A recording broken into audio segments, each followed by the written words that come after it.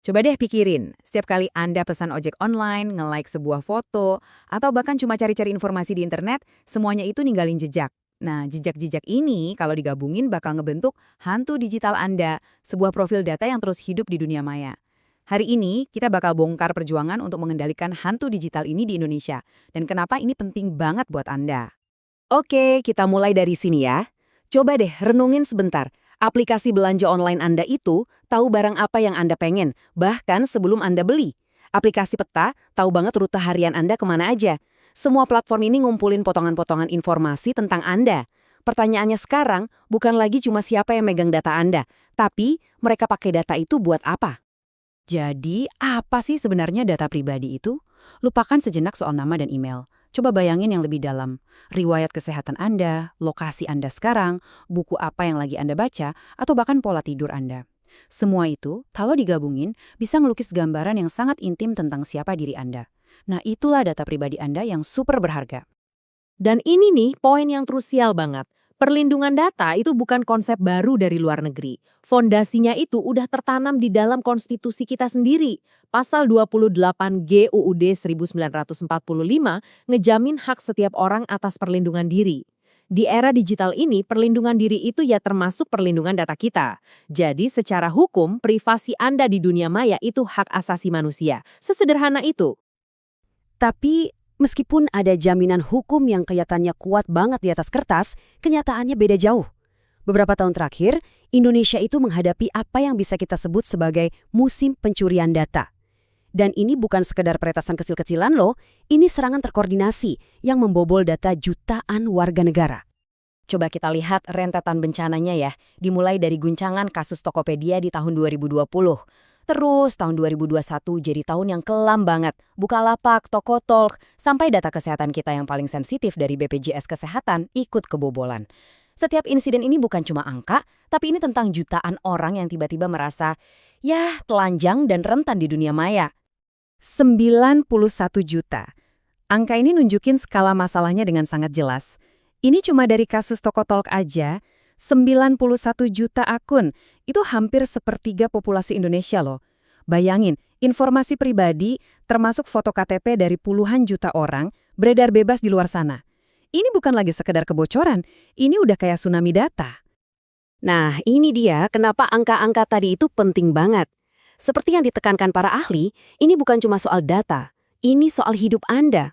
Data NIK dan nama ibu kandung Anda misalnya bisa tiba-tiba dipakai buat pinjaman online ilegal atas nama Anda. Alamat rumah Anda bisa disalahgunakan.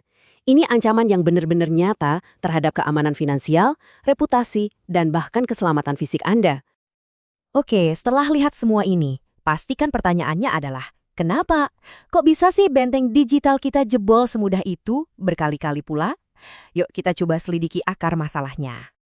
Ternyata ini tuh kayak resep bencana yang sempurna, kombinasi dari beberapa faktor. Pertama, dari sisi kita sebagai pengguna.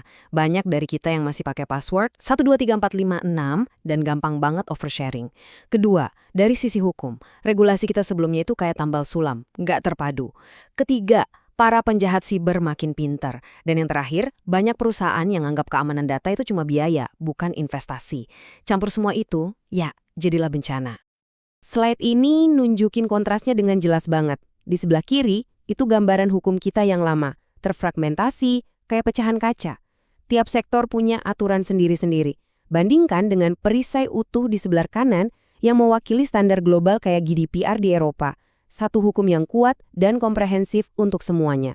Nah, celah-celah inilah yang dimanfaatkan. Untungnya, ceritanya nggak berhenti di situ. Menyadari krisis ini, Indonesia akhirnya ngambil langkah besar. Kita mulai membangun sebuah pertahanan baru, sebuah benteng digital yang dirancang untuk melindungi data kita semua. Dan pertahanan ini nggak bisa dibangun sendirian, ini kerjaan gotong royong. Seperti yang Anda lihat, ada 3 pilar utama. Pemerintah meletakkan fondasinya dengan UU PDP yang baru. Perusahaan membangun temboknya dengan sistem keamanan yang lebih baik. Dan kita sebagai individu adalah para penjaga gerbangnya. Tanpa salah satunya, benteng ini bakal runtuh. Nah, sekarang giliran Anda. Apa peran Anda sebagai penjaga gerbang? Ini dia firewall pribadi yang bisa Anda aktifkan sekarang juga. Pertama, buang password lama Anda. Serius, gunakan kombinasi unik untuk tiap akun dan pakai password manager. Kedua, aktifin autentikasi 2 faktor. Ini sabuk pengaman digital Anda, jangan pernah online tanpa ini.